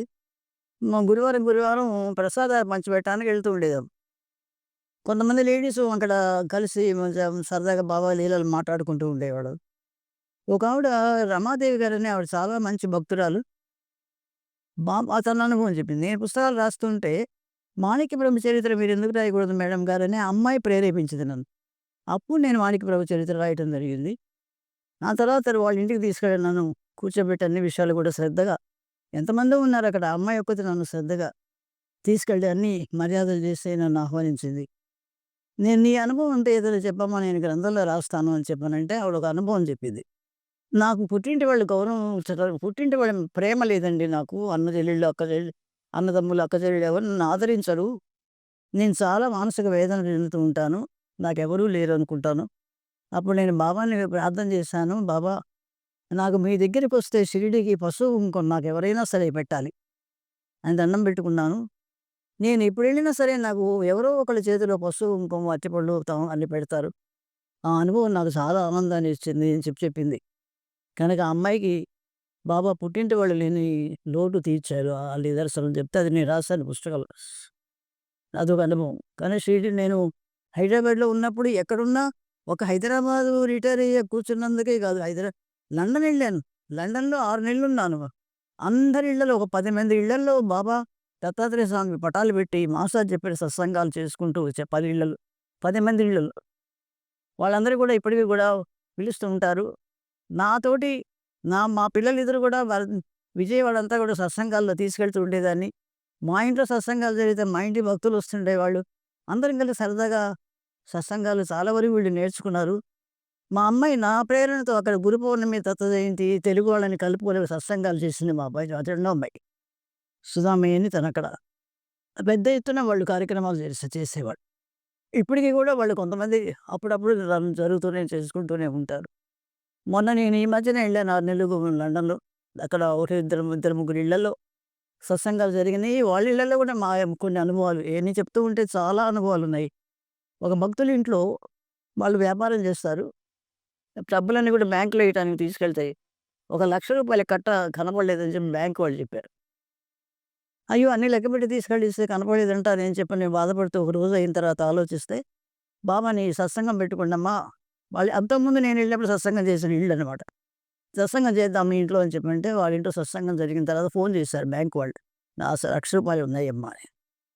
మళ్ళా మొన్న ఒకసారి ఎళ్ళినప్పుడు, మీ ఇంట్లో వాళ్ళ ఇంట్లో ఎందుకో బాబా కనిపిస్తుండేవాడు నాకెక్కువ. హారతిద్దామమ్మా నేను ఎళ్ళిపోతున్నా కదా ఊరికి అంటే, సరే మేడం ఆంటీ అని చెప్పాను. ఆ అమ్మాయి సత్సంగానికి పిలిచింది కొంతమంది. సరిగ్గా సత్సంగం జరుగుతుంది. వాళ్ళ అబ్బాయికి మ్యారేజ్ ఫిక్స్ అయినట్టుగా ఫోనొచ్చింది. వాడి మ్యారేజ్ ఫిక్స్ అయినట్టుగా మంచి వార్త తెలిసింది ఆంటీ. అంతకుముందు ఎప్పుడో అనుకున్నాము. ఈరోజే వాళ్ళు వార్త చెప్పారు అని చెప్పి. అట్లా బాబా సత్సంగాలలో ఉండే నిదర్శనాలు అందుకే సత్సంగస్తే నిస్సంగత్వం, నిస్సంగత్వే నిర్మోహత్వం, నిర్మూహత్వే నిశ్చలతత్వం, నిశ్చలతత్వే జీవన్ముక్తి అనేటువంటి సూక్తి మాసారు. సత్సంగాన్ని అనాది నుంచి సౌనకాది మహామునుల దగ్గర నుంచి, వ్యాస భగవానుడి దగ్గర నుంచి, అనేక యుగాల నుంచి దైవ లీలలు చెప్పుకుంటూ, చెప్పుకుంటూ, చెప్పుకుంటూ మానవులందరూ పరిపూర్ణత చెందాలనేదే మన హిందూ తత్వం. హిందూ మతం, హిందూ ధర్మం. మనిషి తరించే మార్గం గురువుని ఆశ్రయిస్తే తప్ప వేరే మార్గమే లేదు. జై సాయినాథ్ మహారాజ్. మాస్టర్ జయంతికి ఎక్కువ మేము వెళ్తూ ఉండేవాళ్ళం. బాగా జరిగేది. మాస్టర్ ఇంత పెద్ద బొట్టు పెట్టి చాలా సంతోషంగా ఆయన జయంతి నడుపుకుంటూ ఉండేవాడు. ఆహ్, అలా కొంతకాలం వెళ్తూ వచ్చిన తర్వాత మాస్టర్ సన్నిహితంగా ఉండేవాళ్ళు అందరితో. ఆయన గురువుని, నేను మీకంటే గొప్పవాడిని అట్లాంటి ఫీలింగ్స్ ఉండేవి కాదు. మనందరం లెక్చరర్స్, మనందరం సమానమే అట్లా ఉండేవాళ్ళు. నేను ఒకరోజు అనుకున్నాను. అప్పటికి కూడా సత్సంగాలు మా ఇంట్లో కార్యక్రమాలు ఉధృతంగా జరుగుతున్నాయి. అన్నదానాలు ఇయన్నీ బాగా జరుగుతున్నాయి. నేను ఒక మేడం గారు, మేడం గారు అంటూ మొదలెట్టారు. అప్పుడు అనిపించింది నాకు, మాస్టర్ గారు జయంతికెళ్తాం కదా మనం. నా పుట్టినరోజు అసలు నేను పుట్టినరోజు ఎప్పుడు చేసుకోను. చిన్నప్పటి నుంచి కూడా పుట్టినరోజు చేసుకునే అలవాటు లేదు. నా పుట్టినరోజుకి మాస్టర్ వస్తారా అని అనుకున్నాను నేను. అనుకుంటే సరిగ్గా మార్చి 3 8/3 8/3 1942 అప్పుడు ఆ రోజు మా పుట్టినరోజు అనేది గుర్తుంది గానీ, ఎప్పుడు పుట్టినరోజు చేసుకోల. సరిగ్గా ఆ రోజు మాస్టర్ విజయవాడ వచ్చారు. వచ్చి మా ఇంటికి వస్తున్నారని చెప్పి వచ్చారు. మాస్టర్ నేను కుదిరితే వచ్చి వరండాలో మంచం ఉంటే పడుకున్నారు. సరిగ్గా ఇది ఎట్లా మనకి చెప్పరు, నోటితో చెప్పరు, స్ఫురించడం జరుగుతుంది మనిషికి. ఆహా! ఈరోజు నా పుట్టినరోజా? మాస్టర్ వచ్చారు, ఎందుకొచ్చారు అన్న దగ్గర నుంచి స్టార్ట్ అయ్యి పుట్టినరోజు జ్ఞాపకం వచ్చింది. వచ్చి అప్పుడు నాకు ఆశ్చర్యం వేసింది. నేను అనుకున్నాను మాస్టర్ రాలేదా? నా పుట్టినరోజుకి వస్తారా మాస్టర్? ఇది గొప్పతనం అనమాట నేను. అనుకుంటే మాస్టారు వచ్చారేంటి? వచ్చారు అని నేను చెప్పిన ఇట్లా అనుకున్నాను మాస్టర్ మీరు మా ఇంటికొచ్చారు. నాకు చాలా ఆశ్చర్యంగా ఉందని ఆయన పాదాలు కడిగి, దండం పెట్టుకొని, పూజ చేసుకొని, "ఏముందమ్మా ఇది పనుండి వచ్చానన్నారు." ఎట్లా ఎట్లా కలిసొచ్చిందో. అలా మాస్టర్ నా పుట్టినరోజు ఆశీర్వదించారు. అనుకోని సంతోషంగా పుట్టినరోజులు పెద్దగా ఏం చేసుకునేదాన్ని కాదు తర్వాత కూడా. కొద్ది తర్వాత ఏమైంది నిదానంగా ఈరోజు ఆంధ్ర మహిళా దినోత్సవం అనౌన్స్ చేశారు.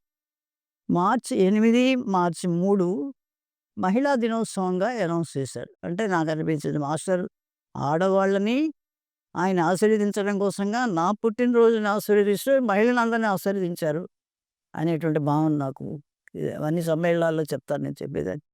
ముంబై మాస్టర్‌ని చూడటానికెళ్ళినప్పుడు ఆయన కారులో విద్యానగర్ బయలుదేరుతున్నారు. నేను, మా చెల్లెలు లలిత, ఇంకో ఆవిడ ఉన్నాం. మాస్టర్ దగ్గర కూర్చున్నాం. రండి ఎక్కండి కారు అన్నారు మాస్టర్. ఎక్కడికేంటి ఏం చెప్పలా. ఎక్కడికెళ్తున్నారంటే తర్వాత లోపల ఉండేవాళ్ళు ఎవరో ఇంకొక అబ్బాయి ఎవరో ఉంటే విద్యానగర్ వెళ్తున్నారు మాస్టారు. సేమ్ మాట్లాడా. విద్యానగర్ వెళ్ళిన తర్వాత ధూని అప్పుడే స్టార్ట్ చేస్తున్నారన్నమాట. శుభ్రం చేస్తున్నారు. అక్కడ పారలు, గడ్డపారలు అన్నీ ఉన్నాయి అక్కడ. తీసుకోండి ఒక్కొక్కళ్ళు ఒక్కోటి మీరంతా లెక్చరర్స్ కదా! తీసుకోండి. తవ్వండి, తవ్వండి అని మా చేత ఆ గుణపాలతోటి అక్కడ ఆ ప్రాంతం కొంచెంసేపు తవ్వించారు. అలసిపోయాం.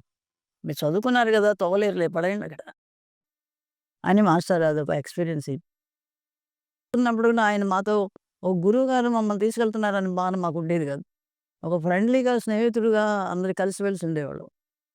అలసట అనేది ఉండేది కాదు. 10 రోజులు తిరిగి ఇంటికొచ్చిన తర్వాత కూడా ఇంకా ఆరోగ్యంగా అనిపించేది. ఆయన అంత తిరిగి ఇంటికొచ్చిన తర్వాత వెంటనే ఆయన ఆయన ఆసనం ఉండేది. ఎక్కడ ఆనుకునేవాళ్ళు కాదు. ఒక డస్క్ ఉండేది. దాని మీద రాసుకునేవాళ్ళు. రాత్రి 12కి దిగినా సరే ఆ డస్క్ దగ్గర కూర్చొని అంతకుముందు ఏం జరిగిందో చూసుకుంటూ ఉండేవాళ్ళు. రాత్రి 12, 1 గంట, 2 గంటల వరకు కూడా ఆయన రాత్రి పగలు ఎప్పుడెళ్ళినా సరే ఆయన కూర్చొనే ఉండేవాళ్ళు. మాస్టర్ ఈ సమాధి చేయబోయే ముందు ఆయన శరీరాన్ని ఊరేగించాం. ఊళ్ళో తిరుగుతున్నాం. ఊరేగిస్తూ తిరుగుతూ ఉంటే నాకు మాస్టారుకి, నాకు శివనేశన స్వామికి ఎక్కువగా మేము అక్కడ కూర్చొని మాట్లాడుకోవడం, పరిచయం బాగా గుర్తు. ఎందుకంటే శివనేశన స్వామి గారు మాస్టారు అంటే ఎంత ప్రేమించేవాళ్ళు. చాలా గ్రంథాలు బాబా చరిత్ర రాయటానికి శివనేశన స్వామి గారి చాలా పాత్ర ఉంది మాస్టారు సాయి చరిత్ర రాయటానికి. అంత ప్రేమతో ఉండేవాళ్ళు వాళ్ళు. నన్ను కూడా మాస్టారు పరిచయం చేశారు శివనేశన స్వామికి. మనవ సుందరమ్మ అని పరిచయం చేస్తే నాకు చాలా సంతోషం. నేను ఇట్లా సమాధి మాస్టర్ శరీరం ఊరేగింపుతూ మేము వెనక నుంచి భజన చేసుకుంటూ పోతూ ఉంటే నాకు శివనేశ్వర స్వామి వచ్చారు. అంత ప్రేమించేది శివనేశ్వర స్వామి మాస్టర్ సమాధయ్యారు రాలేదేంటా? నాకేంటో అట్లాంటి ఆలోచనలు వస్తాయి. అంత మహనీయుడు రావాలని అక్కడి నుంచే తలుచుకుంటారు కదా! సరిగ్గా నా ముందుకు ప్రత్యక్షమయ్యారు శివనేశ్వర స్వామి. జడలు, చేతిలో కర్ర, పంచెం కౌపీనం ఇట్లా నడుస్తా వెళ్తున్నారు. గబగబా వెళ్తున్నారు మాస్టర్ సమాధి ఆ పల్లకి ముందు బండి ముందు. శివనేశ్వర స్వామి, స్వామి, స్వామి అని వెంటబడుతున్నాను. వీళ్ళకి చెప్తున్నాను పక్కన జయమ్మ వాళ్ళందరూ ఉన్నారు. శివనేశ్వర స్వామి వచ్చారు, శివనేశ్వర స్వామి వచ్చారు. ఇప్పుడే నేను అనుకున్నా. అక్కడి దాకా వెళ్ళి తీసుకెళ్ళేటప్పుడు నాకు దర్శనమిచ్చారు. నేను అనుకున్నాను నా భ్రమేమో, ఇలా భ్రమపడ్డాను నేను అనుకున్నాను కదా! ఆ తర్వాత నేను షిరిడీలో ఒకసారి వెళ్ళినప్పుడు ఒక ఆవిడ చెప్పింది. అనుకుంటున్నారు అక్కడ కూర్చొని శివనేశ్వర స్వామి గురించి. ఆ శివనేశ్వర స్వామి గారు రైల్వే స్టేషన్‌లో కనిపించారు నాకు అని చెప్పాడు ఒక అబ్బాయి. ఇంకో అబ్బాయి ఇంకో చోట ఎక్కడో కనిపించారని చెప్పారు శివనేశ్వర స్వామి. అప్పుడు నేను అనుకున్నా నాకు దర్శనం ఇచ్చింది కరెక్ట్ శివనేశ్వర స్వామి అని. అప్పుడు ఆయన షిరిడీలోనే ఉన్నారు. అటండి నిదర్శనాలు మాస్టర్ కృప వలన, బాబా దయ వలన, మహనీయుల అనుగ్రహాలు. నాగమణీంద్ర స్వామి వీడి దగ్గరికెళ్ళాం. నాగమణీంద్ర స్వామి అనంత సాగర్. అక్కడ అందరం కలిసి ఒక 12 మంది లేడీస్ విజయవాడ నుంచి సత్సంగ భక్తులు బయలుదేరారు. మాకు తెలీదు. కనిగిరి వెళ్ళాలి. అక్కడ అడ్రస్ కనుక్కొని అనంతసాగరం వెళ్ళాలి. చాలా దూరం. నిర్మానుష్యమైన రోడ్ ప్రదేశం. కొన్ని పొలాలు తప్ప ఏవి కనపడదు. చాలా గంటల ప్రయాణం చేయాలి. ఒంగోలు ఎళ్లి మాస్టర్ దర్శనం చేసుకొని నాగమేంద్ర స్వామి దగ్గరికి వెళ్దాం అనుకుంటున్నాను మాస్టారండి అని అందరం వెళ్లి మాస్టర్ దగ్గర అడిగితే, అదిగో సుబ్బలక్ష్మి గారున్నారు. ఆవిడ ఎళ్ళొచ్చారు. ఆవిడని పట్టుకోండమ్మా. సరేని ఆమెనడిగితే, ఆమె కారు మాట్లాడుతానుండండి. వ్యాన్ మాట్లాడుకొని వెళ్దాము అని చెప్పని వ్యాన్ మాట్లాడితే, ఆ వ్యాన్ అబ్బాయి అన్నగాడు. నాకు పనుంది బిజీగా ఉన్నాను. సరే మేమేంటి ఇంకో బస్సులో ఎళ్లి అక్కడి నుంచి అంచెలంచెలుగా వెళ్దాంలే అనుకున్నాం. సరే అట్లా బస్సులో ఎళ్లి కనిగిరి ఎళ్ళాము. కనిగిరి ఎళ్లి మళ్ళా ఏదైనా కారు దొరికితే బావుండు, వ్యాన్ దొరికితే బావుండు అనుకుంటే, మా ఎదురుగుండానే ఒంగోలు నుంచి ఒక వ్యాన్ ఎదురొచ్చింది. వస్తే ఏంటండి పైకొస్తున్నా ఎవరు నువ్వు అనంటే, అప్పుడు అతను ఆగండమ్మా! నాకు రాత్రి బాబా కల్లో కనిపించారు. మా వాళ్ళు అంత సగం వెళ్తున్నారు. వాళ్ళని తీసుకెళ్ళమని చెప్పారు. అప్పుడు అతను మమ్మల్ని తీసుకొని వెళ్ళారు అన్నసకర. అక్కడ వెళ్ళిన తర్వాత ఆయన నాగమేంద్ర స్వామి గారు పెద్ద జడలు, గుహ, ఎవ్వరు నిర్మానుష్యమైన ప్రదేశం. మానవ సంచారమే ఉండదు. కనుక అక్కడ ఆయన అందరిని కూర్చోబెట్టి, ఆయన పలక మీద శ్రీరామ శ్రీరామ రాస్తారు. నెత్తి మీద కొబ్బరికాయ కొట్టి నీళ్లు పోస్తారు. అది ఆయన అక్కడ ఒక నిదర్శనం. అదే ఎండింగ్ కొండ చివర. ఆయన గుహకు ఎండింగ్ అనమాట. నేను వెళ్తూ ఉంటే, కారు వెళ్తుంటే డ్రైవర్‌కి బాబు ఇక్కడే అనుకుంటాను. ఆయన ఉండేది ఇదే గుహ అని చెప్పాడంటే ఆక్కుండా వెళ్ళిపోయాడు. వెళ్ళిపోయిన తర్వాత మళ్ళా వెనక్కి తిరిగి అక్కడ ప్లేస్ ఇంగ ఎండింగ్ ఇంక లేదు దారి. మళ్ళా వెనక్కొచ్చి లోపలికెళ్ళి నేను లోపలికెళ్ళగానే స్వామి అదిగో ఆవిడ చెప్తుంటే నువ్వు వినవేంటి అని చీవాట్లు పెట్టారు. ఆయనకెలా తెలుసు నేను చెప్పాను. అట్లా గుర్తు చేయడమనమాట. ఆవిడ చెప్తుంది గదా! కారులో నేను చెప్పింది స్వామికి తెలుసు. చిన్న చిన్న విషయాలు ఎంత సర్వజ్ఞతో గుర్తొస్తుంటాయి. వణికిపోయాడు డ్రైవరు. అట్లా బయలుదేరాం. అట్లా ఆయన దగ్గర అన్నీ దండం పెట్టుకొని ఆయన ఆశీర్వదించారు. రిటర్న్ అయ్యి ఆ రాత్రి ఉండమన్నారు. మన నరమానవుడు ఉండడక్కడ. ఆడవాళ్ళని భయమేస్తుంది. బయలుదేరాం. వచ్చి మళ్ళా కనిగిరి వచ్చిన తర్వాత కారు చెడిపోయింది. ఆ రాత్రంతా అక్కడే ఉండి మరుసటి రోజు బయలుదేరాం. స్వామి ఉండమంటే ఉండలేదు. రాత్రి ఇక్కడ ఉంచారు స్వామి అనుకోబెట్టి. ఇట్లాంటి అనుభవాలు. జీవితాల అనుభవాల్లో నాకు ఇంకో అనుభవం అనసూయ మాత. ఒకసారి ఒంగోలు వచ్చారు. అనసూయ మాతను తీసుకొచ్చారు. మాస్టర్ ఈ కార్యక్రమం ఫంక్షన్ ఏదో జరుగుతోంది. అమ్మ కారులో వచ్చారు. కారులో తీసుకొచ్చారు. అక్కడ జనాలందరూ మాస్టర్ అక్కడ సభ మందిరంలో భోజనాలయి జరుగుతున్నాయి. అమ్మని మంచం మీద పడుకోబెట్టారు. వచ్చిన తర్వాత అక్కడ ఆహ్, అమ్మ ఒళ్ళు ఆమెను క్యూలో పంపించడానికి వాలంటీర్‌లే ఉండాలని మేము లైన్‌లోనే పంపిస్తున్నాం అక్కడ లైన్‌లో. అమ్మని చూపి దర్శనం చేసుకొని భక్తులెళ్ళిపోయి. నేను ఆమె ఒళ్ళు మోణి కింద చిన్నది ఏదో జంతువు ఒక కదలిక కనిపిస్తోంది. ఒక జీవి. కనపడటం లేదు గానీ ఏంటో. నేననుకున్నాను మామూలుగా అమ్మ అందరూ రూపాయి బిళ్ళలు అట్లా ఏస్తుంటే నాకు రూపాయి బిళ్ళలు కానుకలా ఏదైనా నాకు అనుగ్రహిస్తదేమో నాకేదైనా నేను ప్రసాదం ఇస్తే బావుండు అని అట్లా అనుకున్నా నేను. అనుకుంటే అది చూడు ఏం జరిగిందో చూడండి. అట్లా అనుకుంటే ఆమె ఆమె ఇవ్వటం అంటూ అట్లాంటి స్థితి కాదు కదా! అవధూత అమ్మ అంటే. ఆమె ఏం చేసింది లోపల కదులుతుండేది బయటికి తీసి చిన్న కుక్క పిల్ల. ఆ కుక్క పిల్లని వాళ్ళేం చేశారు ఆమెను తీసుకెళ్ళి మళ్ళా గూడూరు, నెల్లూరు తీసుకెళ్ళిపోయారు. ఆమెను అక్కడ కుక్క పిల్లని అక్కడ వదిలేసేసి వెళ్ళిపోయారు. నా దృష్టేంటి కార్యక్రమం జరుగుతుంది. మాస్టారు భక్తులందరూ తిరుగుతున్నారు గానీ, నా దృష్టి కుక్క పిల్ల మీద. కుక్క పిల్ల ఇలిపెట్టేసింది ఎళ్ళిందమ్మా దీన్ని ఎవరు చూస్తారని నేను కూడా వదిలేసి ఎళ్ళొచ్చు గదా! నేను ఆమెను ప్రసాదం ఎందుకు అడిగాను? అది తర్వాత తెలుస్తుంది. ఆ కుక్క పిల్లని ఏమన్నా అయిపోద్దేమో అని దాన్ని పట్టుకొని తీసుకొని మా చెల్లెలుంది ఒంగోలులో లెక్చరర్ లలిత అని చెప్పాను. వాళ్ళ ఇంటికి పంపించి దానికి పాలు పోసి జాగ్రత్తగా ఉంచమని నేను మళ్ళీ అడిగిన దాకా జాగ్రత్తగా ఉంచండి. దాన్ని వాడు కుర్రాడున్నాడు చూసుకుంటా ఉన్నాడు కుక్క పిల్లది. తర్వాత అమ్మ మళ్ళా రిటర్న్ అయింది. అక్కడి నుంచి రిటర్న్ వచ్చిన తర్వాత మళ్ళా ఆ మంచం వేశారు పడుకోబెట్టారు. అమ్మ కుక్క పిల్ల అడుగుతుంది. నా కుక్క పిల్లని తెచ్చిపెట్టమని అడుగు. కుక్క పిల్ల ఎవరైనా ఎత్తుకుపోతే ఏం చేయాలి? ఆమె ఎందుకు అడుగుతుంది? నాకు తెలిసింది. అయ్యో! అమ్మ కుక్క పిల్ల అడుగుతుంది. అని మళ్ళా తీసుకొచ్చి నేను వాళ్ళ ఇంటి మా చెల్లెలుంటే తీసుకొచ్చి అమ్మకి చేతికిచ్చి. వాళ్ళు పట్టుకున్న మళ్ళా అమ్మ పాలు తాగిందంట అది నాకు తెలీదు. అంటారు వాళ్ళు. అమ్మ 2, 3 గంటలున్న తర్వాత మళ్ళా మంచం మీద వదిలేసి ఎళ్ళిపోయిందయ్య. ఆ కుక్క పిల్లని మళ్ళా నేను బుల్లో యేసుకొని వచ్చి విజయవాడ తీసుకొచ్చా. దానికి జిమ్మీ అని పేరు పెట్టి మా ఇంట్లో ఎన్నో సంవత్సరాలు చిన్నప్పటి నుంచి పెరిగింది. దత్త జయంతి రోజున ఇంట్లో నుంచి వెళ్ళిపోయింది. చాలా దాని అనుభవాలు చాలా ఉన్నాయి. ఒకసారి అంతవరకు ఒక ఇన్సిడెంట్ అమ్మ అనుభూతి.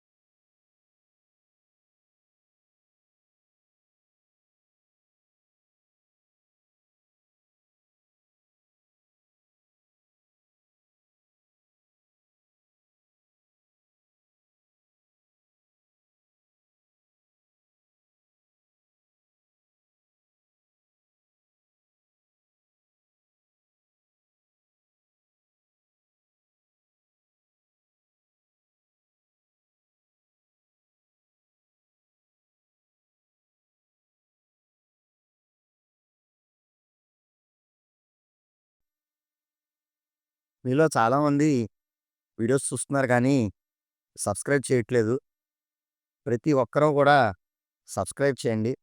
చేస్తే గనక ఇంకా ఎంతో ఉత్సాహంగా మరికొన్ని మంచి వీడియోలు మీ ముందుకు తీసుకురాగలము. అందరూ తప్పకుండా మా వీడియోస్‌ని లైక్ చేయండి.